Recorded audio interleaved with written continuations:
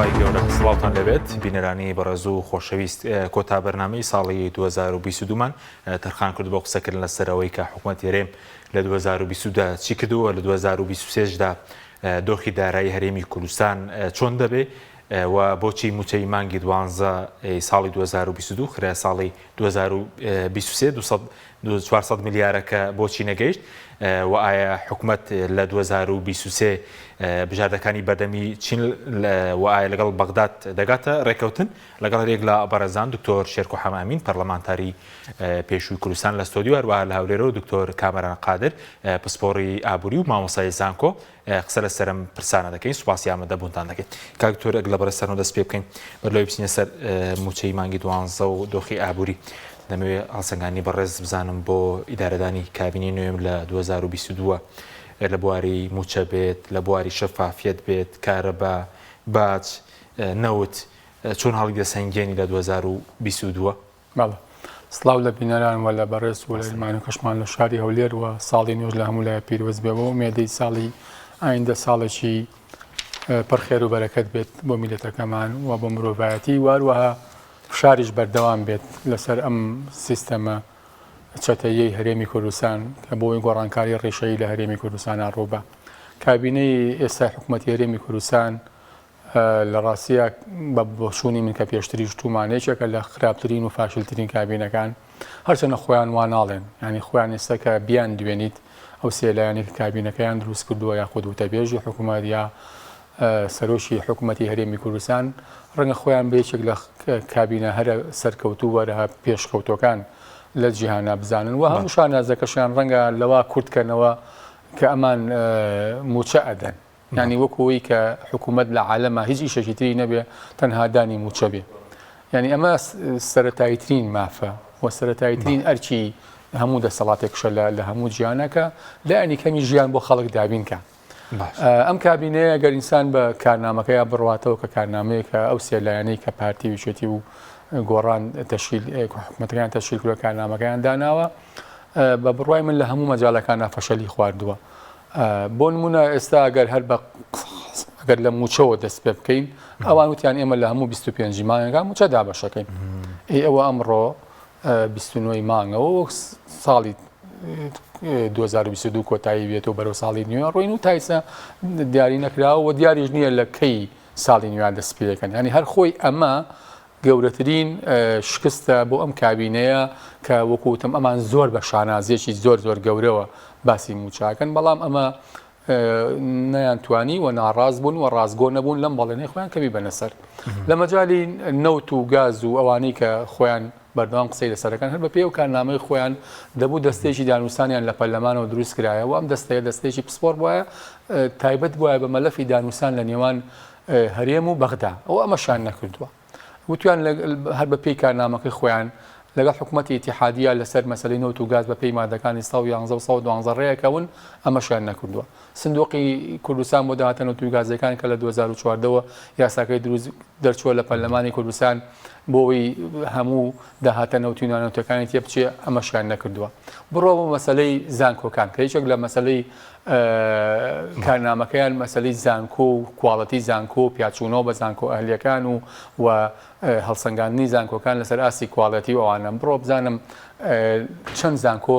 سزا دراوە و چەند زانکۆ لەسەر ئاسی کوواڵەتی هەڵسەنگاندنی بۆ کراوە با بۆ ڕای گشتی بڵاوکەنەوە خۆیسە وەزارەتی خوێندنی باڵا و توێژینەوەی زانستی هەیە لەم 4 ساڵا با بزانین ئەو ئیجراعاتانە کامەیە کە لەگەڵ زانکۆ ناحکومەکان ناکردوێتی لە هەرێمی کوردستانە و ئەو مەجاڵانش چیە لەگەڵ زانکۆ لە بواری کارەبا و لە بواری کارەبا بڵێن نەوتی سپی و لە بواری کارەبا وتام زانە ئێستا کارەبای ئەوەی کە پێوتە کارەبای نیشتیمانیە کارەبای حکومی بەڕاستی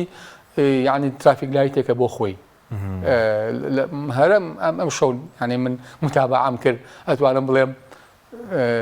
یەت و ئەڕوا نەیانتوانیوە وتیان جۆزەی گەشتوتە حەوت کاتژمێر بەتاکید وتیان جۆزەی نازانم سی ئەمپێری و بیزەمپێری و چل ئەمپێری دانین دۆخەکە خراپتر بووە باشتر نەبووە مەسلەی زیادکردنی باز لەسەر خەڵکی هەروەها مەسلەی نەوتی سپی ینی ئەوە فەرموو ئێستا مانگیەکە هەموو سەرمان لە هەرێمی کوردستانە هەر مانگیەک و دووە دەخۆ لەمە زیاتر نییە تا ئێستا لە ساڵ 16 نەوتی سپی دابش کراوە و دوایەوە بەو پارە خەیاڵیش کە باسەکرێتوانە ینی ئەمە ئەمان کە باسیەکەن ینی بەڕاستی ڕوتانەوەیەکی ئاشکرایە بەرمیلەکە کە دەڵێن بە 280,000 کڕیوە خۆ لە بازاڕی ڕەشە بەڵێ خۆی ینی معقولە حکوومەت لە بازار بە 225 بێ ئەو بچێ بە 280 کڕی بێت یەکەواتە ئەمە خۆیان پارەست پێکەنەوە بۆ خۆیان لە مەجالیت نەخۆشخانەکانە بڕۆ سیرکە بڕۆ سەیری دۆخی تەندروستی گشتی بکە بۆ بەراوردی کە بە تەندروستی ئەهلی یعنی هەر بە ئاشکرا لە نەخۆشخانە ئەهلیەکانەوە پێتەڵەن بڕۆ بۆ ببوورە نەخۆشخانە گشتەکان و حکومەکانەوە پێتەڵەن وڵی بڕۆی بۆ ئەم نەخۆشخانە ئەهلیانە چارەسەرەکەی باشترە ئەم دەرمانە لەوێ دەستەکەوێت ئەم نەشتەرگەریە لەوێ ئەکرێ لە مەجای خوێندنە ئەم کابینەیە قەراری یابوو پرۆگرامەکانی خوێندن دەستکاری بکات و بە پێی ستاندەردە جیهانیەکان بیان گونجێنێ من لێرەوە لە وەزارەتی پەروەردە پرسم ئایا لەم 4 ساڵی ڕابردووە ئەوەی کە لە کارنامەکەی خوانە هەیە سەر لە نوێ داڕشتنەوەی پرۆگرامەکانی خوێندن و گونجاندنی بە پێی ستاندەردە جیهانیەکان کامەیە لەکان کۆنفراس و لەکان کۆنگراکرد سپاس دەکەم ئەگەر دکتۆر کامەران حاضر بێ کاک دکتۆر سپاس بۆ ئامادەبوونت سپاس دەکەین دەمانەوە جەنابەت بەڵێ خوێنەوەیکی ئابووریمان بۆ بکەی بڵێن ئیدارەدانی حکوومەت هێرێم لە ڕووی ئابووری دارایی لە 2022 چۆنە لە سنگێنی وە پێ دوایە دۆخی ئابووری ئێمە لە 2023 دۆخی ئابووری هێرێم چۆن باش دەبێت بەڵێ سپاسانەکەم سپاس بۆ میوانە بەڕێزەکەشتان بەنسبەت ئابووری هەرێمی کوردستان ئابوووریەکەی ئەبێ بگەڕێنەوە بۆ ینی سەرەتاکانی مەسەلەن ساڵی 2000ەکان کە ئەمە درێژکراوەی ئەم ئابووریەیە ئەو ئابووری کە دانرابوو لەسەر ئابوورێکی ڕێعی دانرابوو لەسەر ئابووریەک بوو کە پشت بە نەوت بەستێت و مەسەلەن داوای ئەو ئەکرا کابێ هەموو شتە بە بەلاش بێت و ئەبێت هەموو ئەو سەرڤزانەی کە هەیە لە حکومەت لە وڵاتانی جیهانە پێشکەشێکات ئەوێ بە بەلاش بێ بەڵام لە ڕاستیە وانە ئەو سەرڤزانە ناوێت بە بەلاش بێت ئەبێ عەدالەتی کۆمەڵایەتی هەبێت نەخێر هیچ شتێک نابێت بە بەلاش بێت بەڵام ئەبێ عەدالەتی کۆمەڵایەتی بێ عەدالەتی کۆمەڵایەتی یعنی چی یعنی ئەو کەسانی کە لە ئەکەونە ژەری هەڵەژاریەوە یان نزیکن لە هێڵیهێژاریەوە شەر نیە لە ژێر هێڵیهێژاریەوە بن لەوانەیە سەروی هێڵیهێژاریەوە بن ئەوانە ئەبێت مەسەلەن یارمەتی بدرێن لەلایەن حکومەتەوە و ئەوانی تریش کە لە چالاشی ئابووریەکانە بە گەرم و گۆڕی بەشداری ئەەکەن و داهاتێکی زۆریان ئەبێ ئەو داهاتە کۆکرێتەوە و بچێتە حکومەتەوە دوای دابشکرێتەوە مەسەن دابش شەر نیە دابشکردنی ڕاستەخۆ بێ ناڕاستەخۆ بێ و ئابووری لەسەر سیستەمە بڕات کەواتە ئێمە ئەگەر باسی ئابووری ساڵی 2022 بکەین و پێشبینی بکەین بۆ ئابووری بۆ باردۆخی ئابووری ساڵی 2023 ئەبێ باگراونتەکەی بخێنینەوە و ئەوە ئەبێ حکومەت دەمێک بە ئیشی لەسەر ئەوە کردبێت کە ئەم ئابووریە بگا بە ئابووریەکی نانەوتی واتە زۆرتر پشتوانەوت نەبەستێت و ئەم مێنتاڵەتەیە کە خەڵکیش بۆی دروست بوو مەسەلەن ئێستا لە وڵاتانی ئەوروپا و وڵاتانی پێشکەوتوش هیچ شتێک بە بەلاش نییە بەڵام خەڵک بەخۆشیەشی کەواتە تو هەرێ بگرێتەوە ئەو نقطەی کە خەڵک بەخۆشی بژی و شتێک شت بە بەلاش نەبێت ئەمە زۆر مهمە بەڵام کەسەرگەی هەموو تاکەکانی کۆمەڵگا و حکومەتیش خۆی و ئەوانەشی کە لە حکومەتە ئیشەکان هەمووی ئەڵێن ئەو شتە بە بەلاش بەڵام ئەمە لە هیچ لە توانای هیچ ئابووریەکان نییە کەواتە بۆ ساڵی 2022 ئەبوو چی بکرێت ئەبێت یعنی ئەم ساڵ و ساڵانی ڕابردوو ئەو بێ هەوڵ بدرێت پشت بە چی بەسرێت پشت بە داهاتی غیرە نەوتی بەسێ بۆی ڕێژەی بەشداریکردنی داهاتی غیرە نەوتی بۆ کۆی گشتی داهات بەرز بێتەوە بۆی کە ئەگە هەتا قەلوباتێک ڕووبات لە سعری نەوتی عالەمی تەسیرێکی کەمتر لە ناو خۆی ئابووری وڵاتەکەی ئێمە بکات باشە و ئەبێت حکومەت بە شێوەیەکی سەرەکی پشت بەچی بەستێت پشت بە کەرتی تایبەت بەستێت بەڵام چ کەرتی تایبەتێک ئەو کەرتی تایبەتی کە من باسیەکەم ناوگەوەی کە خەڵکانی تر باسیەکەن کەرتی تایبەت کە احتیکاری نەبێت بە هیچ شێوەیە کەرتی تایبەت نابێت احتیکاری بێت نابێت مەسەلەن 4 کۆمپانیا دەستگرن بەسەر کاروباری مەسەلەن عقاراتە 4 کۆمپانیا دەستگرن بەسەر کاروباری سرویسێکی دیاریکراوە نه ئەبێ منافەسەی تام مەبێت لە ئابووریا ئەمە سوودێکی گەورەی ئەبێ بەڵام تا ئەم دقەیە احتیکاری زۆرە بەڵام من لەگەڵ ئەوەیان کە پێویستە حکومت ئەو بەرنامەیەدا ڕێژێ کە لە خۆیەوە پارە سرف نکات بە تایبەتی بۆ موچەخۆرا مەسەلەن ڕێژەیەکی لە سانەوەی داهاتی حکومت ئەچێ بۆ موچە ئەمە مەترسێکی زۆر گەورەیە بەڕاستی ئەمە ئەوە نییە بڵێ خەڵک بەخێوەکەم چونکە ئەم موچەخۆرانە بەشێکی خەڵکەکەن خۆ هەموو خەڵکەکەنین مەسەلاگە 5 میلیۆن کەس بێ میلیۆنێکی موچەخۆر بێت ئەی 4 میلیۆنەکەی تری ئێستا لەوانەیە بڵێن ئێ باش ئەم میلیۆنێک کە بۆ یەگرێت ئەوان کە سوکاری ئەوان ئەو 4 میلیۆن نەخێر شتی وان نییە لە عایلەیەکە هەیە 5 موچەخۆری هەیە هیچی نییە ئەوانێکی هیچی نییە یا ئەم جیلە تازەی کە پەروەردە بوون یا بڵێن تەخەڕوجیان کردووە ئێمە هیچ ئیشان نییە یان لەبەرەوە هەموو نەفقاتی دەوڵەت دەچێت بۆچی نەفقاتی تەشغیلی ئەمە حکومەت دەبێت ئەمە ڕاست کاتەوە ئەو غەڵەتی کاتی خۆی کردووە لە نەوەیەکەوە ئەو غەڵەتی کردووە ئەبێ ئەمە ڕاست کاتەوە ئەمە مەسلەی ساڵی 2022 بۆ ساڵی 2023 بە هەمان شێوە ئەبێ ئەگەر هاتوو چاکسازی نەکرێت چاکسازی هاندانی کەرتی تایبەت و نەک کەرتی تایبەت بکوژێنێتەوە ئەبێ گەشتە بە کەرتی تایبەت بێت بە شێوەیەکی چی بە شێوەیەکی ئەوەی کە پێڵێن وەکو وتم منافەسەی تامە بێت مەجای هەموو کەسێ بێت بدرێت بێتە بازارەوە مەجای مەسەلەن ئەگەر یەک ئەنجا مەسەلەن ڕۆتیناتی حکومەت مەسەلەن کەرتی تایبەتی کوشتووە ئەمانە یەکێکن لەو هۆکارانەی کە بۆتەوە ئەوەی چی کە نەتوانین جۆب کریشن بکەیت دروستکردنی هەلی کار بکەیت چونکە مهمترین شت لەم قۆناغەیە بۆ عێراق و بۆ کوردستانیش دروستکردنی هەلی کارە هەلی کار زۆر گرنگە بۆی بڕخسەنی ئەوەی کە تعین بووە لە حکومەت تەواو ئەوە هەلی کارەکەین بوو بەس ئێم جیلی تازەیە ئەم جیلی تازە هیچی بۆ نەماوەتەوە مەسەلەن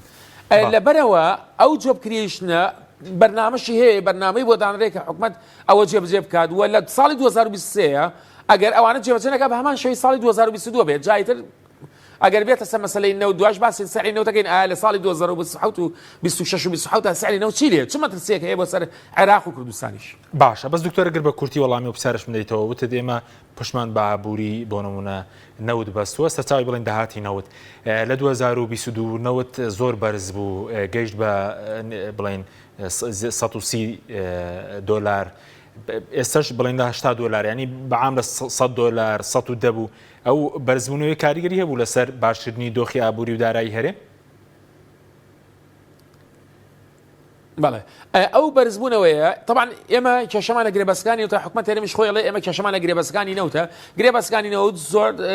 بەشێکی زۆری قازانجەکە مقارنەتەن بە ئەو گرێبەسانەی کە وڵاتانی ترێکن ئەچێ بە کۆمپانیەکان ئەمە بەشی مەسەلەکەی بەڵام لەگەڵەوەشان نرخی نەوت بەرز بێتەوە بەڵام نرخی نەوت خۆ معنای ئەوە نییە ئێستا نرخی معنای ئەوە نییە کە تۆ بیت پارەکە بێنی یەکسەر دابەشێکی بەسەر خەڵکە ئەو مەعاشخۆرانەیە بەڵێ مەعاشخۆر حەقی خۆیەتی ئەمانە بەڵام ئەم کەتنەی کە کراوە بڵێن کەتنی مەعاشخۆر کە 700,000 کەس لە هەرێمی کوردستانە مەعاشخۆرە ئەمە هەر کەتنی طبعا ئەو کەسانەیە کە ئەو لانانەیە کە پێشتر هەرێمی کوردستانیان بەڕێوە بردووە و ئێستا چییە ئێستا مەسەلەن تووشی کێشە گەورەکە بوون و ئەم کێشە گەورەیە بەچی دەبرێت بۆ دەبرێت کە یارمەتی کەرتی تایبەت بیت کەرتی تایبەتی احتیکاری نا غیر احتیکاری کە منافسەی تام بێت بۆ ئەوەی کە مەجای ئیش بیت و خەڵک بچێت زیاتر لە کەرتی تایبەت ئیشکات بەرزبوونەوەی نرخی نەوت بەبێ داهاتی بەغا بە پچڕانی داهاتی بەغا شتێکی وا بۆ کوردستان ناکات لەبەرەوەی کە هەرێمی کوردستان ڕاستە نەوتی هەیە بەڵام گرێبەستەکانی کێشەی هەیە گرێبەستی نەوتەکانی کێشەیە ئەمەیەک دووش نەفقاتێکی زۆر خستە سەر شانی خۆی کە ئەمە جیاوازە لە عێراق بەڕاستی عێراق 3 میلیۆن زیاتر نەوت دەنێرێتە دەرەوە و بەڵام نەفقاتی خەرجیەکی هەیە بەڵێ وەکو ئێمە ئاوا کێشەی مۆزەفی شتی وای هەیە کە مەسەلەن مۆزەفێکی یەکجار زۆری هەیە و بێکارن لەناو دایرەکانە بەڵام لەلایەکیترەوە ئیجابیاتی ئەو چییە گرێبەستەکانی کەم و داهاتێکی زۆر لە نەوت بۆێمێنێتەوە ئەمە شەرمەترسیدارە طبعا لەبەرێکە تۆ داهاتی نەوت دێسا بۆ دەمێنێتەوە ئەی مەسەلەن سبێنێک پشبەسن بە نەوت لەلایەن وڵاتانی ئەوروپا ئەمریکا بەتایبەتی بۆ مەسەلەن پێترۆڵ و بنزین ئەمانە کەمترە بێتەوە داهاتی نەوت ئەو کاتە کەمتر بێتەوە نەوت دابەزی کێشەکە بۆ عێراق بێت بەڵام زیادبوونی داهاتی نەوت لە هەرێمی کوردستان تەنها بۆتە ئەوەی کە تەنها مەعاش بدرێت کە ئەمە شەرمەترسیدارە بەڕاستی بەڵام ئەگەر بپرسی ئایا بۆچی مثلا ئەم سعرە ئەم بەرزبوونەوەی زۆرەی کە لە سعری نەوتا ڕوویاوە بۆچی نەتوانراوە ئەوەی کە بەشی مەعاش بکرێت بەشی نەفقاتی ئیستثماریش بکرێت سەبەبەکەی ئەوەیە وەکوتم ئەگەرێتەوە لەبەرەوەی کە ئێمە پێش 2014 پارەمان لە بەغاوە بۆ لە حکومەتی عێراقەوە بۆ هاو ئەمە یەک ئێستا ئەوە نایەت دووەمینیش پەیوەندی بە چێوێ پەیوەندی بەو گرێبەستانەوەیە بەڕاستی گرێبەستەکان کارەسا سپاس دەکەم کاک دکتۆر دواتر دێمە وڵات سەبارەت بە دۆخی ئابووری 2023 کاک دکتۆر سەبارەت بە ئەم کابینێ لەسەر موچەی مانگی 12 قسە دەکەین بەس کەمێک لەمەوە پێش وتەبێژی حکوومەت دکتۆر جوتێر عادل بەرنامەیەکی هەبوو باسی لەوە کرد کە ئەوان تاکە حکوومەتن کە قەرزیان نەکردووە و قەرزیشان داوەتەوە. باشە چەند حکوومەت قەرزارە لە عالەما ینی باوە پرسیارەشی بکرد لە خۆی بکردا ینی ئایا مەرجە هەموو حکوومەتی قەرزار بێ ئەسڵان حکوومەتش قەرزدارین بۆ نمونای خەڵکی موچەخۆران بێ چۆن قەرزدان ینی قسەکە لەسەر ئەوەیە ینی ئەمان زۆر شانازی بە خۆیانەوەکەن وەڵا ئێمە قەرزمان نەکردووە باشە قەرز نەکردووە زۆر چاکە بەڵام ئایا توانیوتە لایەنی کەم موچەی موچەخۆرەکانی خۆبەی ئایا توانیوتە لایەنی کەم ئەو بەڵێنانی کە بە خەڵکی هەرێمی کوردستانە داوە ئەوانە جێبەجەکەی ئایا توانیتە چەند پرۆژەی گەورە کە تەسیری هەبێت لەسەر ژێرخانی ئابووری چەند موچە قەرزدار ناگەر بە 2022 بێ بەڵێن بەس لە 2022 قەرزدارنی قەرزداری موچەخۆران بێگومان بەس لە 2022 قەرزدارن خۆشتاوە تا ساڵەکە کۆتایی هاتووە و ئەوان نەیانتوانێت موچەی هەموو ساڵەکە بدەن و پێشتریش ینی ئەوەی کە لە ماوەی ڕابردووە هەر لەم کابینەیە بەشە حەوت موچە نەدراوە بە لێبڕینەوە موچەدا بەشکراوە ینی ئەو کە خۆیان نابوو داهاتی بەردەست ینی بۆیە لە ڕاستیە و ئەم کابینێت دابراونێ لە کابینەکانی تر ینی زۆر سەیرم لێ هەر پارتی دیموکراتی کوردستان سەرۆکەکەیەتی و یەکێتی نیشتیمانی کوردستان جێگرەکەیەتی و ئێستا زووتنەوەی گۆڕانیشیتیە لە ئەوەتەی حکوومەت دروست بووە هەر پارتی وێچێتین ینی ئەیبەن بەڕێوە ڕەنگە جار جار حیزبی تریتیا بوو بێ بەڵام ئەو وەزارەتانی کە پێوتێ وەزارەتی سیادی و ئەو وەزارەتانی کە قەراراتی تیادێت و داهاتی تایە هەموو لای خۆیان بووە ینی بۆیە ناکرێ بڵین وڵا ئەمە دابڕاوە لەوانی تر و بە هیچ جۆرێک ئەمە دەستکەوتێکی ئەوە گەورە نییە وڵا ئێمە لەبەرەوەی قەرزمان نەکردووە ئەیتر وڵا ئێمە کابینەیەکی سەرکەوتوین نەخێر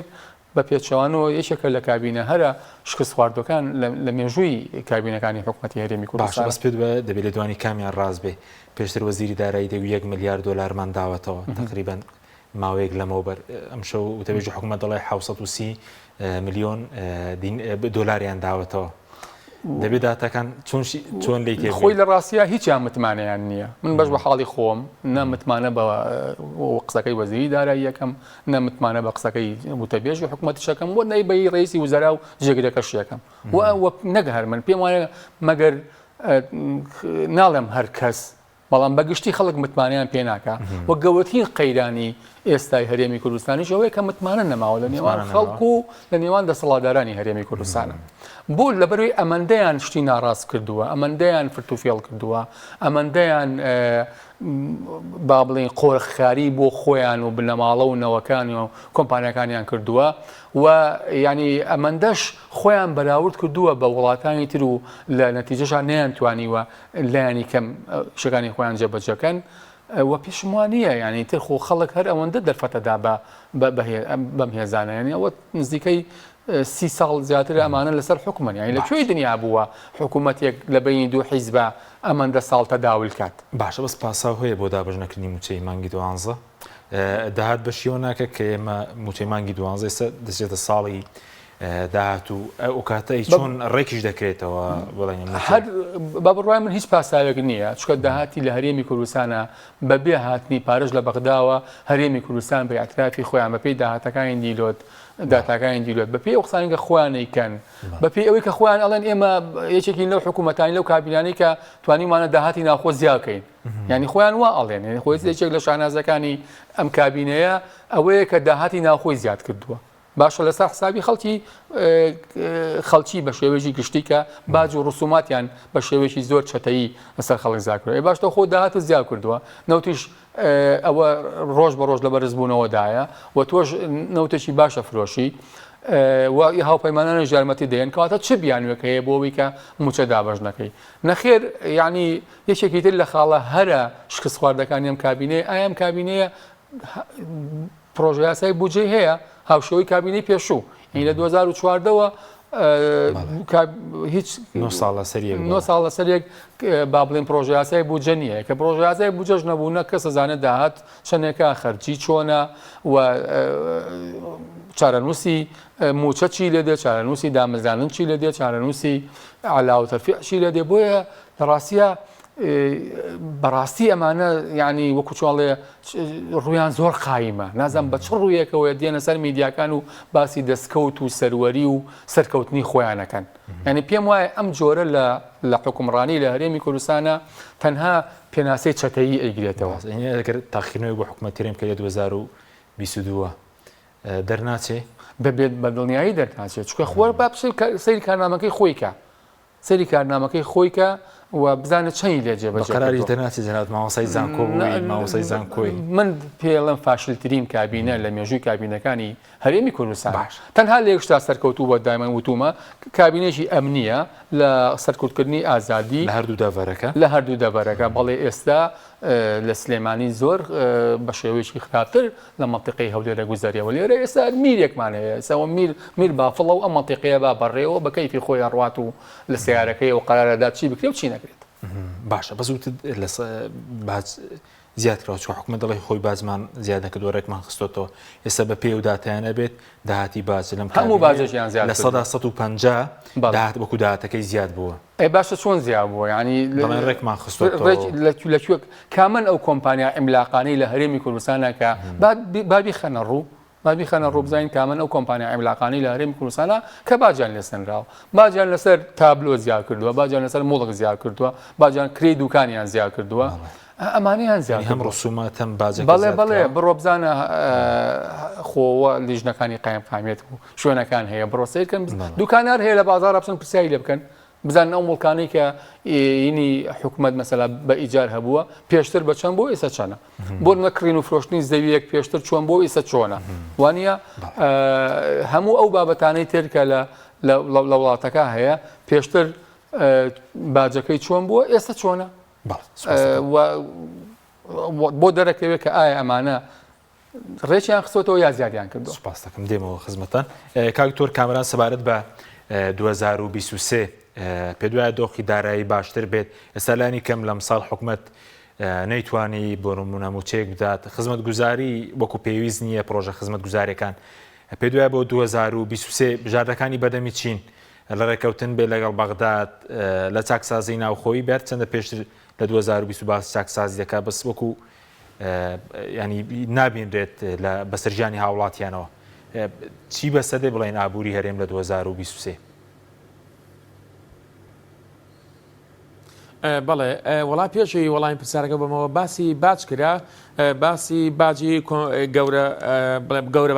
باجدرانی پێڵێن ئێستا لە کوردستان ئەمە شتێکی زۆر زەڕۆرە کە حکوومەت دەست بەرێ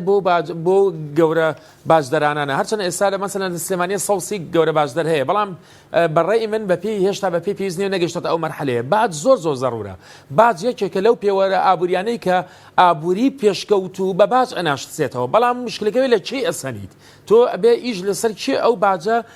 لە چێ کۆی ئەەکەیتەوە وە لە چێ سەرفیەکەیت ئەمە قسەکەیە مەسەلەن ئێستا زۆربەی کۆمپانیەکانی عقارات باجێکی زۆر کەمەیەن یعنی بەپێی ئەو قازانجێکە لە عقاراتەکەیکە نایەن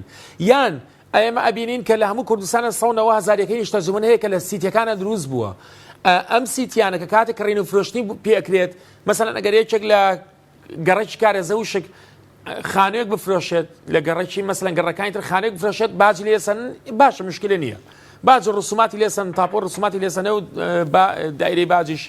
بەڕێبەرەی باجیش بەڕێبەراتی باجی لێسەنە شتێکی ئاساییە باج لە هەموو وڵاتێک هەیە و دوایمە ئەچێتە داهاتی حکومەت بەڵام مشکلەکە ئەوەیە هەر ئەم کڕین و فرۆشتنە لە ناو سیتەکانی ڕوئەیە حکومەت باجی نەخسۆتە سەر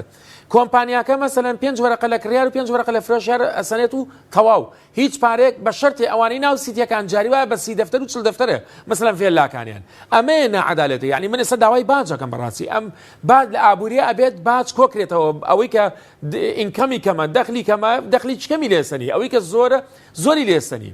ئەمە بەڕاستی 190,000 شتەجێ بوون لە عەربی کوردستانە لە ناو سیتەکانە و حکومەت دەستی تا ئێستا بۆ نەبردو و نێ و داوای باجی لێ نەکردوون ئەمە زۆر زەرورە کە حکومەت بۆی کە داهاتی خۆی زیاد بکات پشت ببەستێ بەمانە بۆی کە عەدالەتی کۆمەڵایەتی ڕووبات مەسەلەن لەو کەسانی کە مەسەلەن کڕین و فرۆشتن بە خانووەکە نەچێت بۆ کۆمپانیەکان بچێت بۆ حکومەت بەنسبە ساڵی 2023 ساڵی 2023 پێشبینی ئەکرێ ڕێنجی نەوت لە نێوان چەند نابێت لە نێوان 80 بۆ 100 دلار بێت مەسەلەن بە ئەڤرێج بە شێوەیەکی متەوەسط بۆ من باسینەوە دەکەم لەبەرەوەی کە هەم حکوومەتی عێراق و هەم حکوومەتی هەرێمی کوردستان بەداخەوە بە شێوەیەکی سەرەکی پشت بەنەو دەبەستن و ئەبوایە نسبەتی باج کۆی گشتی باج بەس ئەو باجە عادلانەی کە من باسێکم کۆی لە بەلانی کەمە لە 150 تەختەی ئیراداتی حکوومەتی هەرێمی کوردستانی بکردایە ئەمە زۆر زەرورە چکە بۆی کە تەقەلوباتی نەوت زۆر تەسیر لە بازاڕە ناوخۆیەکانی هەرێمی کوردستان و حتا عێراقیش نەکات بەڵام لە 2023 ئابووری بەڕاستی ستەیبڵە بێت یعنی تا ڕادێکی زۆر جێگیرە بێت 24 و 25 وا ئەبێت بەڵام 26 و 27 تۆزە مەترسی لەسەرە لە دوایەوە مەترسی لەسەرە لەبەرەوەی کە ئێمە پشت بەنەو دەبەستین و ئەم نەوتەش تەقەلوبات بکە و پاشەکشە بکات یا ڕستشنێک ڕووبات یعنی مەترسی ئەوەیە لە ساڵی 2024 و 2025 لە عالەمە داکشانەوەی ئابووری ڕۆبابەهۆی ئەو هەڵاوسانەی کە هەیە ئێستا هەموو سنترال بانکەکان بانکە مەرکەزیەکان نرخی سوودی بانکی بەرزەکەنەوە کە بەرزیان کردەوە طبعاً خواست لەسەر قەرز کەمە بێتەوە و بزنس کەمە بێتەوە کاتە تووشی ڕستش نەبێت من ئێستا ئەمە ئەبینم مەسەلەن لە دوای ساڵانی 2024 و 25 مەسەلەن نرخینە و دابەزێتەوە 50 و 40 و 30 دلار ئێمە بەرگەی ناگرین خۆ ئێستا لەوانەیە بۆ فترەیەکی کەم لەوێ بەڵام حکومەت یا با بڵێن هەرێمی کوردستان بەرگەی ئەو دابەزینە ناگرێت تەنانەت دەگە بۆ 3 مانگیش بێت دیسانەوە ئابووری شڵەژانی تێکەوێتەوە لەبەرەوە باشترین حل ئەوەیە کە حکومەت وەک ئەو سیاساتە مالی و نەقدیەی کە هەیە پێویستی تەنفیزی کاتی پیایە بڕوات بۆ ئەوەی کە نیسبەتی بەشداریکردنی بەرهەمی ناوخۆیی نانەوتی زیاد بکە بەرامبەر بە کۆی گشتی بەرهەم لەبەرەوە بە ساڵی 2023 هەر وەک ساڵی 2022 تۆزە باشتر تۆزە خراپترە بێ ینی شتێکی وا ناگۆڕێت باشە بە کورتی سەبارەت بە باجەکە ئێستا کاسبکار هاواری لێستاوە باج و ڕسوماتەکە دوکیان بەیەکەوە باز لە کوردستانە دەخرێتەوە خزمەتی خەڵک چووە کێشەکەرەوەیە بۆ خزمەت گوزاری بۆ خەڵک سەرف دەکرێتەوە بەڵێ یەک شت زۆر مهمە ئێستا خەڵک لەوانەیە بە غەڵەت تێبگا بڵێ باش ئەمن لە ڕوانگەی ئابووریەوە تەرکیزکە مەسەری ئێستا کە بچیتە وڵاتانی ئەوروپا لە بەریتانیا یعنی لە ئەمریکا هەمووی لە تاو باج ڕائکات بەڵام چی ئابووری ستەیبڵە جێگیرە مەسەلەن کەس نییە لە ژێر هەڵیێژاریەوە بێ زۆر بەدەنگمان هەیە لە ژێر هەڵیێژاریەوە باشە کە کاتێک لە کاسبکارێک ئەگەر باجیش بات بەس دوای وەریەگرێتەوە لە ڕێگەی چی وەریەگرێتەوە ئەگەر هات و دەخلی نزم بوو مەسەلەن بۆ نمونە ئەو خەدەماتانی کە لە خەسخانەی بە بەلاش بۆی ئەبێت بەس بۆیەکی دەوڵەمەند بە بەلاش نابێت ئەبێ پارە بات مەسەلەن ئەبێ وابێت یعنی شتەکە ئەبێ وابێت ئەو کەسێک کە باجی لێوەگیرێ و لەوانەیە زۆر دەوڵەمەندیش نەبێت لە ڕێگەی چیەوە لە ڕێگەی ئێجوکیشنێک لە ڕێگەی خزمەتگوزاری پەروەردەیی بۆ مناڵەکانی دەگەم خزمەت گوزاری ئێجوکیشنێکی ئێستا هەیە ئاسێکی بەرزی هەبێت مەسەلەن ئەوانە بە بەلاش وەرەگرێت شتێکی ئاساییە کە تۆ باجیش بیت مادام تۆ خزخانە و ئێجوکیشن بە بەلاش پەروەردە بە بەلاش وەرەگریت و ئاسێکی بەرزی هەیە شتێکی زۆر ئاساییە بەڵام ئەوەی کە لای من ئاسایی نییە ئەوەیە کە ئەم گەورە باشدەرانەیە کۆمپانیا گەورەکان بەتایبەت ئەو کۆمپانیانەی کە قازانجێکی گزار زۆرەکەن ئەوەش نییە بڵێ وڵا باجێکی زۆری خەمە سەر و کۆمپانیەکە ئەڕوات لە وڵاتە ئەڕوان نەخێر ناڕوە کۆمپانیەکان هەمووی ناوخۆین هەمووی ناوخۆین و کۆمپانیەکانیش دیارن ڕەنگە 15 کۆمپانیا بن 20 بن 25 بن مەسەلەن 30 بن ئەو پەڕەکەی 50 کۆمپانیا بن ئەم کۆمپانیانە مەسەلەن بەتایبەتی لە بواری عقارەدا قازانجێکی زۆر ئەکەن لەوانەیە شوقێک 4 دەفتەری تێ نەچێت بەدە دەفتەر ئێ باشە تۆ بێ واجب بخیتە سەر ئەگە باجی ناخیتە سەر بە شەریکی لەگەڵیان داخڵ بە بەس تازە بڵێن لەم ئەخیرانەیە وابزانام قەرارێک دەرچووە لە سا 5 داهاتەکانی ئەچێتەوە بۆ حکومەت بەڵێ سوپاس دەکەم کاک دکتۆر لەسەر جگە لە مانگی 12 لەسەر 400 میلیارەکە پێشتر هەڵایەکی زۆر دروست بوو لە سیانزەی 12 15 ڕۆژێک لەمەوبەر وا بڕیار بوو ئەنجومەنی وەزیران دەنگی لەسەرترە بۆچی هەڵایە دروست بووە ئایا بەبێ ئەوەش نەدەتوانرە موچە بدەن خۆی لە ڕاستیان لەبەرەوەی ئەمانە ئامانجی گەوریان نەماوە یاخۆ خەونی گەوریان نەماوە ینی تۆ سێریکە من پێم وایە بێشکۆترین نخبەی حکومڕان لە هەموو عالەما ئەم نخبەیە کە ئێستا هەرێمی کوردستانە بن بەڕێوە ینی تۆ سیرکە لە مادەی 140ەوە لە هێزی پێشمەرگەوە لە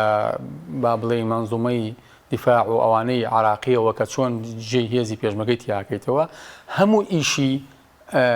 ئەمانە هاتوۆتە سەرەوەی 200 ملیار بێ دیار نێت یعنی بەڕاستی بە جۆرێک شکۆ و شەهامەتی خۆیان شکانووە من پێم وایە بێشکۆترین نخبەی حکومڕان لە هەموو عالەمە یعنی تۆ سەی 2005 نوێنەرەکانی کوردکە لە بەغدا و سەیری ئێستەی نوێنەراتی کوردیشکە لە بەغدا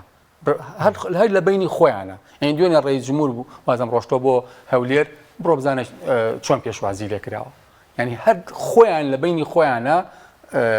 چیەکەن و ئەمە بێگومان لە بەغاش هەر بەم شوەی مامەڵیان لەگەڵاکەن هەر بۆیە بینین ینی هێستا هەموو دەستکەوتیانتە سەرەوەی 200 میلیۆن لە بەغاوە بیان نەیە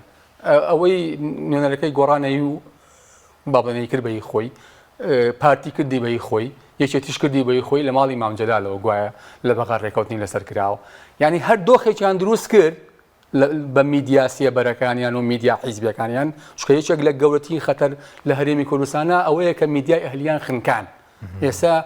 مەسئولەکانی پارتی وێچێتی و لایەنەکانی تریش میدیان هەیە ژێربەژێر واضحە ینی تۆ ئیستا بڕۆ سەیری ئەو میدیانە بکە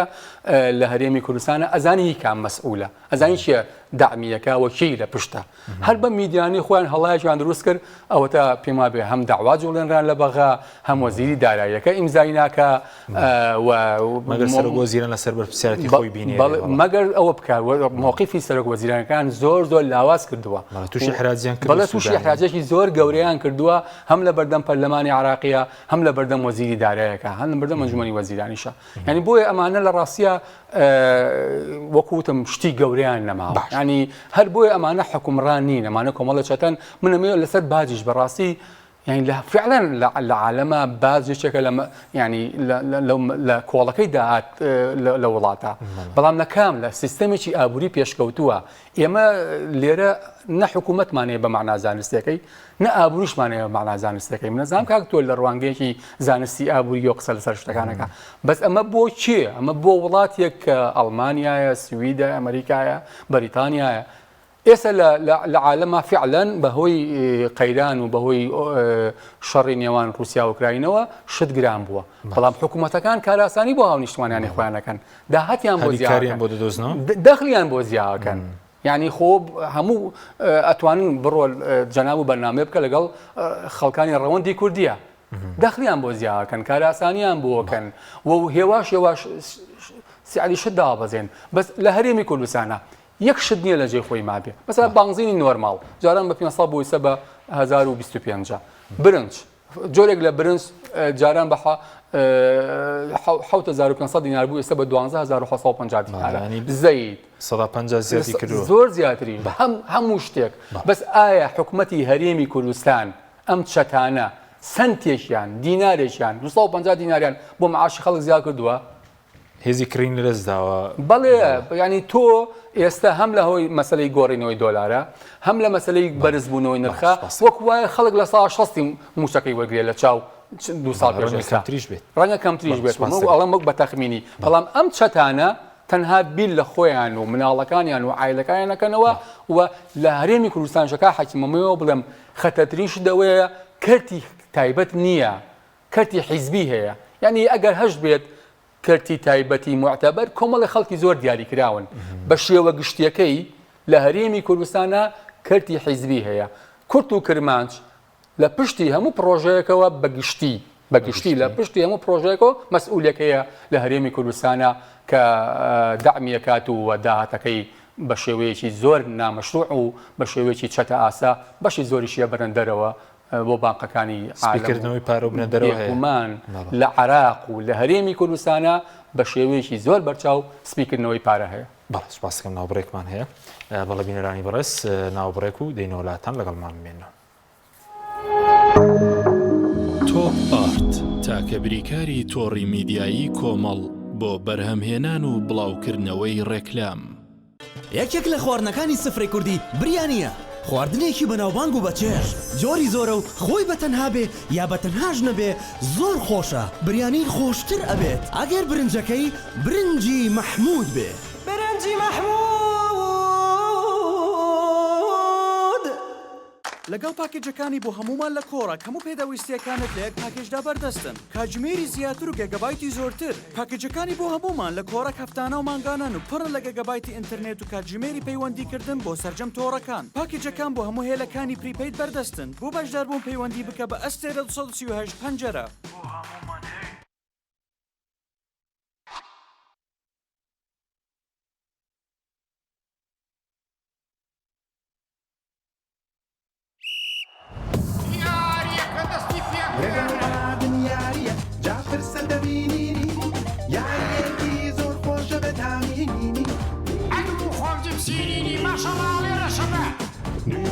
تيبي أولا تيبي أولا يو أم لا تجبسيني أحمالك ميسيري كان هيرج بركيني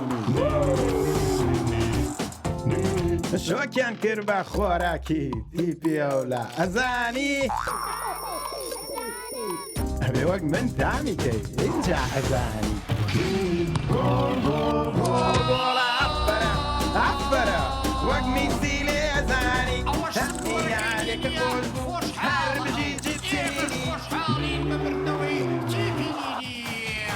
جبسينيني کامێکی لێیان نەکراو.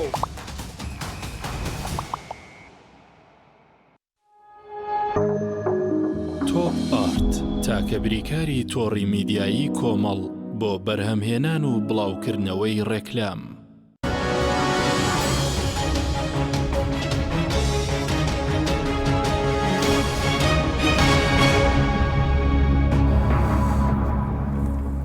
جارێکتر سڵاوتان لەبێت بینەرانی بەڕست. کاک دکتۆر سەبارەت بە بەرزبوونەوەی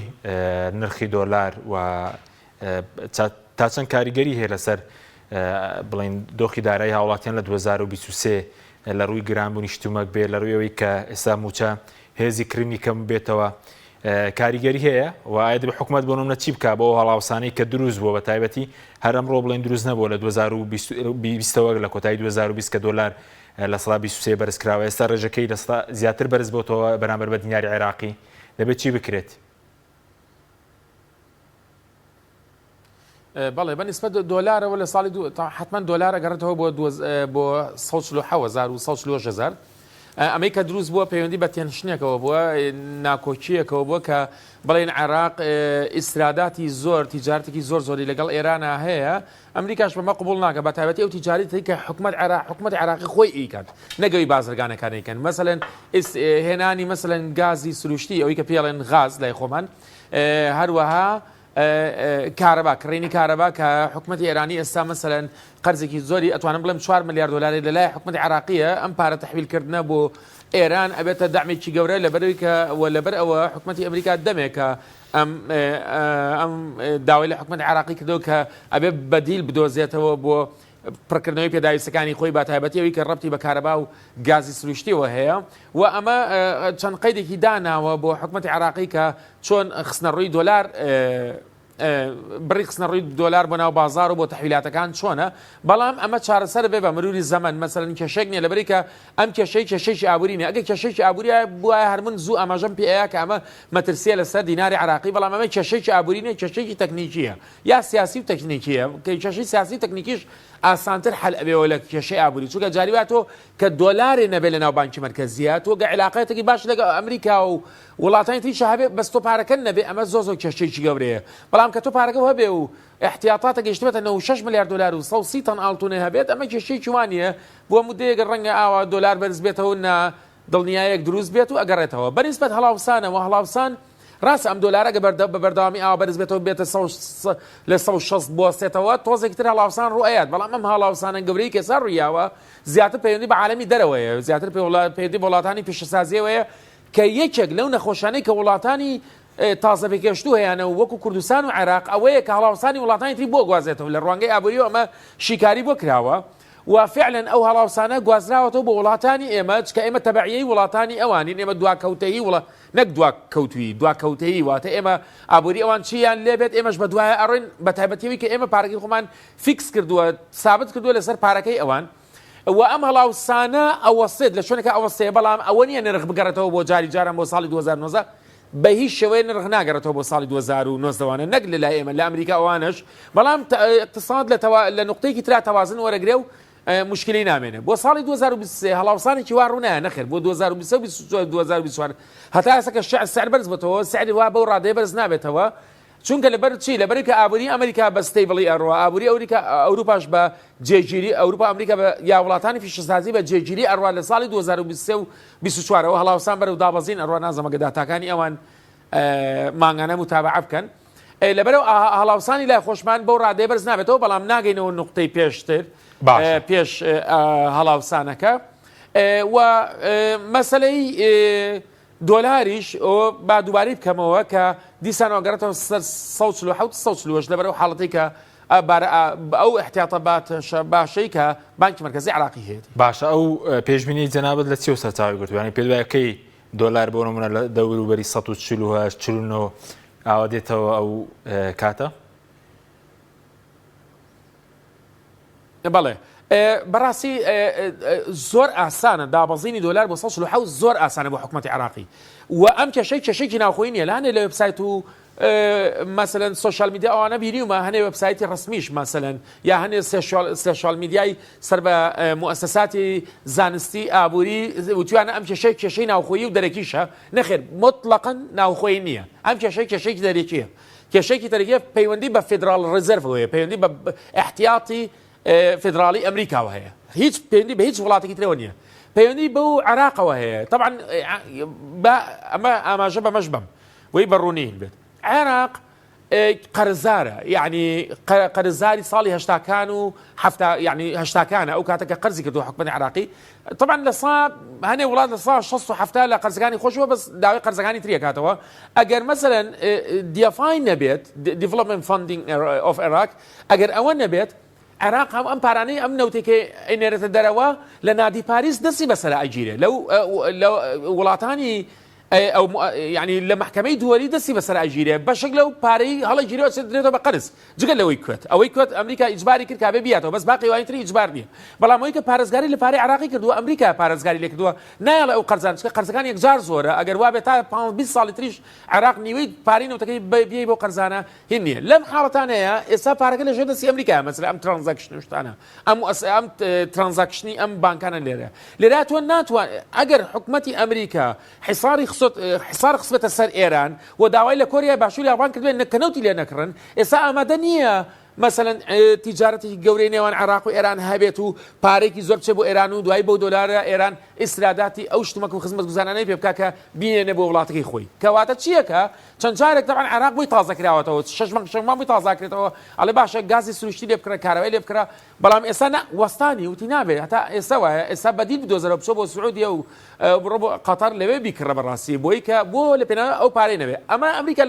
لە ڕێگەی چیەوە فشاری کرد لە ڕێگەی دۆلارەوە فشاری کرد ئەم فشارەی بوو تحویلاتی بۆ ناکرد بۆ عراق بۆی کە بەشی ئەوە پارە بخاتە بازارەوە کەواتە بانکی مرکزی ئەو پارانی کە هەیەی 6 ملیۆن دلار خۆی لە لای خۆی نییە لە وڵاتانی دەرەوە خۆ ناکرێمەوەی لە لای خۆ بێت لەم حاڵەتانەیە چی بێ کێشەی ئەوەیە بێ کە ئەو دۆلاری بۆ بێتە ناوە و بیاد بە چی بیا بە بازارە ناوخۆیەکان ئەمە کێشەکەی نەک کێشەی ئەوەی هەبێ کە پارەی نییە بیخاتە ناو بازارەوە نەخێر پارەی هەیە زۆریش هەیە بەڵام کێشەکەی لە پەیوەندی بە عالمی دەرەوەیە پەیوەندی بە ناوخۆی عراقەوە نییە. باشە سپاس دەکەم دکتۆر دوایی دێمە خزمەتە کاکتۆر شێرکۆ سەبارەت بە بژاردەی باش بۆ هەرێم لە ڕووی ئابووری بە سەقامگیری هەم ئابووری هەم سیاسی پێ دوای ڕێکەوتن لەگەڵ بەغداد پێشبینی دەکرد لە 2023 ڕێکەوتنەکە بکریا خودۆ پێچوانەوە وا پێشبینی ناکرێت نەوتەکە تەسلیم بکەن خۆی لە ڕاستیە هەر لەبەرەوەی هەرێم بیوێ یان نێوێ پێی خۆش بێ پێ ناخۆش بێ قوڵایی استراتیجیەکەی بەغایە یعنی نە تورکیایە نە ئێرانە تورکیا و ئێران ئەمانە بەکارهێنن و ئەمانە خۆیان زۆر هەڕاست فرۆش کردووە لە بەرامبەر ئێران و تورکیا ینی ئەم دوو لە ماڵەیە بەرزانی و تاڵەبانی لە پێناوی مانەوەی خۆیانە بەڕاستی خۆیان هەڕاست فرۆش کردو لە بەرامبەر ئێران و تورکیا و وەهمێکشیان دروست کردووە وەکو چۆن عەرەبەکان هەمیشە کێشەی ئیسرائیلیان کردووە بە مانەوەی سەرانی عەرەب ئەمانش وەهمێکیان دروست کردووە کە بەغا دوژمنەوە بەغا وایە و بەغا ئەمەیە و بەغا ئەوەیە بۆی ئیتر خۆیان لێرە ئەم حکومڕانیە فاسیدە دێژە پێبن بە بۆچوونی من هەم هەرێم پێویستی بە بەغایە بۆی بمێنێتەوە هەم بەغاش پێویستی بە هەرێمە سەڵاتدارن بەڵێ هەردوو لایەن ڕێکەوتنێکی نامعلەن نائاشکرا لە نێوانیانە هەیە ئەم بە خیتابی تند دژی هەرێمەدەن بۆ شاریعی عەرەبی ئەمانیش لێرەوە وەهمێکیان دروست کردووە کە بەغا دوژمنمانەوە بەغا عەقڵێتێکی شۆڤێنی هەیە و ئەمە بۆ معنایە نییە با بڵێن بەغا شامی شەریف بێت و بیرکردنەوەی خراپیتیانە بێ نەخێر لە بەغاشە بیرکردنەوەی خراپەیە لە بەغاشە لێوان لێوە لە گەندەڵی وەکو چۆن لە هەرێمی کوردستانیشە بە هەمان شێوەیە بۆیە بە بۆچوونی من خۆی ئەساسەن دەبوو لەگەڵ بەغدا تێکیان نەدایە و دەبوو لەگەڵ بەغدا ڕێبکەوتنایە چکە قوڵایی استراتیژی هەرێمی کوردستان لە بەغایە بەڵام ئەمان نایانەوە ڕێبکەون چکە قازانجان لەم چەتەیایە کە ئێستا لە هەرێمی کوردستانە لە داهاتی نەوتەکە تەسلیم ناکەن بۆ 2023 من کاتی خۆی کە ئێمە لە پەرلەمان بووین سەرۆکی هەرێمی ئێستا کە ئەو کاتە سەرۆکی ئەنجومەنی وەزیران بوو و ئێستاش هەر ئامۆزاکەی سەرۆکی ئەنجومەنی وەزیرانە هیچ لە مەسەلەکە نەگۆڕاوەیە چێتی شەر لە ناو ئەنجومەنی هەرێمیایە و جێگری ڕێز وزەرایە نوێنەرەکەی چێتیش لەوێ بوو واتە قوبات تاڵەبانی سەرۆکی هەرێمی ئێستا کە ئەو کاتە ڕئیسی حکوومەت بووتی ئێمە جارێکی تر کلیلی قوفڵی نەوتی کوردستان یا بۆری نەوتی کوردستان تەسلیمی بەکار ناکەینەوە و پێم وانی ئەمانە لەگەڵ بەغدا ڕێبکەون و ئەمانە هەم بەغدا ئەوێ بەم شکڵە بەردەوام بێت هەمیش ئەمان بە پلەی یەکەم ئەیانێ بەم شکڵە چەتەیی و جەردەیە بەرسی مەزیان دەکەین بۆ نوەگە لەگەڵ بەغدارێککەوتنێک نەکرێت فشارێک نەکرێت بۆنە لە ڕووی موچە بێ کەمی پرۆژەی خزمەت گوزاری بێت بێکاری بێ سەبێکاری و هەژاری ڕەشێکی گەورەیە لە خەڵکی کوردستان لە گەنجان اینجا کێشەکە لەوایە ئەم نوخبەیە ئەمەی کە حکوومەتە ئەمەی کە دەسەڵاتە چکە حکوومەت بە مەعنا زانستیەکەی نییە لە هەرێمی کوردستان هەم دەسەڵات هەیە ئەمانە زۆر نامەسئولن بۆ بەڕاستی بە هیچ شێوەیە بیر لە ژیانی خەڵک ناکەنەوە ئەگەر بیان لە ژیانی خەڵک کردایەتەوە نەبوو دۆخی هەرێمی کوردستان چ لە ڕووی بێکاریەوە چ لە ڕووی هێڵی هەژاریەوە چ لە ڕووی پێنانی موچەوە چ لە ڕووی خزمەت گوزاری تەندروستی و ئەوانەوە نەبوو لەم دۆخا بووایە بۆ ئەمان جۆ نادەنە ئەوەی کە خەڵکی بەسەر دێ ئەمان ئێستا لە قازانجی خۆیان و لە ماڵەکانیان و کۆمپانیەکانیانایە لە قازانجی نەوەکانیانایە بۆیە بەم جۆرە درێژەی پێدەن ئەنی ئەجینا چ حکومڕانیەک هەیە لە عالەمە کە سوور بزانێت قازانجی لەم ئیشایە بەڵام نیکە باش ینی ئەمان بە ناوی شکۆ بە ناوی ئەمانەوە کە بەڕاستی شکۆیان نەماوە من وەکوتم بێشکۆترین نوخبەی حکومڕان نوخبەیەکە لە هەرێمی کوردستانە هەیە باشەی گەنجێک چی بکە ئێستا حکوومەت دەڵێت دەرگای دامەزراندن نییە بۆ ئەوی کە بێلایەنە ڕەنگە بۆ ئەوەی کە سەربەدەسەڵات بهێبێت لە دەستگای ئەمنی بەس ئەوەی کە بێلایەنە لە بازاڕۆک و پێویست کار و کاسبی نەبێ دامەزراندن نەبێ کەرتی تایبەت خۆرخ کرابێ دەراوی شتەکەی چیە بێگومانەوەیە کە بینیت گەنجێکی زۆر یعنی ڕوو لە خارجەکە ڕوو لە هەندەرانەکە و خۆیدا بەدەم شەپۆلەکانی دەریای ئیچەوە یعنی بڕۆ ئێستا ڕاپرسێ بکە لە ناو گەنجی ئێمە بزانت چەنی بەتەمایە لە وڵاتە بمێنێتەوە و چەنی بەتەمایە کە هەلێکی بۆ هەڵکەوێ ئەم وڵاتە بەجێبێڵە باشە کە ئەمە بەڕاستی هەمووی ڕەتفیع لە بەرامبەر ئەم نوخبە فاسیدەی کە لە هەرێمی کوردستانە هەموو شتێکیان بۆ خۆیان و بۆ مناڵەکان و بۆ نەوەکان ئەوێ یا ئەبێت خەڵک ناچارەکەن بڕوا تەسکەی حیزبی و هێزە ئەمنیەکانی ئەمان قوبڵکە یاخود ئەوەتانە ئومێدیان لای خەڵک نەیەشتۆتەوە کە بکوتم ناچارە سەری خۆی هەڵگرێت و خۆی بادە دەست قەدەر و دەریای ئیجا بەڵام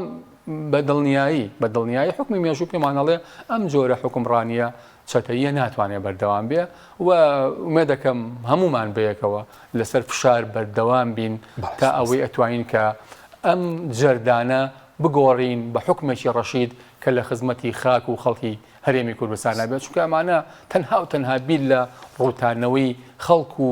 بەتاڵانبردننی سەروەت و سامانی سەرزەوی و ژەرزەوی کوردستان دەکەن. سپاسم کاکتۆر کامران کاتم زۆر کەماوە بەس سەبارەت بەوەی کە بوتت دۆلار جێگیر دەبێتەوە ئێستا و کێشێ نەماوە لە بینەوەی گواستنەوەی دۆلار شحنی دۆلار لە بانکی فیدرالی ئەمریکاوە بۆ بانکی ناوەندی عێراق و سەبارەت بە بێکاریش هەڕەشێکی گەورە نییە لە 2023 لەسەر هەرێم بە کورتی بێ سوپاس دەکەم دووخولەکێکمان ماوە. زۆر چاکەوەڵە باسی باش و باسی ئەوەی گەڕینەوە بۆ مەسەلی دۆلار چونکە دۆلار لە یەک حاڵەتە لە عێراقا زۆر بەرزەبێتەوە ئەگەر هاتوو ئەمریکا ڕێگری بکات یا ریستریکشن قەید دانێ بۆ پێدانی تەحویلکردنی ئەو دۆلاری کە هێت بۆ عێراق ئەگەر بەس لەو حاڵەتەیە دۆلار زۆر بەرزەبێتەوە کە ئەم حاڵەتە پەیوەندی نییە بە ناوخۆی عێراقەوە پەیوەندی بە علاقاتی خارجیەوە واتە پەیوەندی بە دەرەوەی عێراقەوە پەیوەندیشی بنیە بۆی کە بڵێ پارەت هەیە پارە نییە پەیوەندی وەک گەمارەوەیشی ئابووری وایە بەس پێم وایە حکوومەتی عێراقی نایەتە ژێرباری ئەوەی کە بڵێن ئینکاری لەگەڵ ئەمریکایە بکە و یەتە ژێرباری ئەوەی کە ئەو مەرجانی کە ئەو ێڵێ و قوبوڵیەکە پێم وابێت وابێت لە ساڵ 99 ئەبێت وەکەواتە دۆلار سێتەوە شوێنی خۆی بەنسبەت بێکاریەوە بەڕاستی بێکاری هەڕەشەیەکی زۆر گەورەیە و من لە ئەم بەرنامەیەشە باسم کرد کە ئەم معاشخۆرانی کەین ئێستا بەس تەرکیزمان کردو سەر ئەوەی کە معاش درێیان نەدرێت ئێمە جێیشێک لە یعنی خریجی جامعە و معهدەکان هەیە کە یەنە ناو بازارەوە و ماوەی 10 ساڵ ئیشان دەست ناکەێت یا لە ساعت 10-15 ئیشی دەستگەی بەڕاستی ئەمە کارەساتێکی زۆر گەورەیە و تاکە هۆکارکە منەڵێم ئەبێ